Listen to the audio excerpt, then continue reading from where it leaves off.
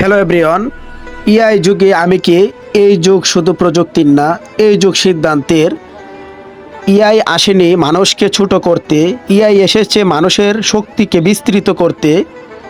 যে ইআই ব্যবহার করে সে শুধু কাজ করে না, সে নিয়ন্ত্রণ করে ভবিষ্যৎ। আজ যদি তুমি শেখো, আগামীকাল তুমি নেতৃত্ব দেবে। আর যদি আজ ভয় পাও, আগামীকাল তুমি দাঁড়িয়ে থাকবে।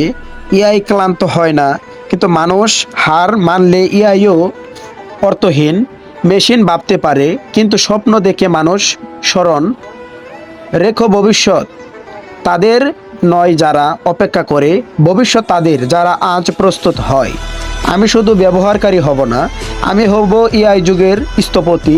কারণ ইতিহাস সব সময় মনে রাখে যারা পরিবর্তনকে নেতৃত্ব দেয়।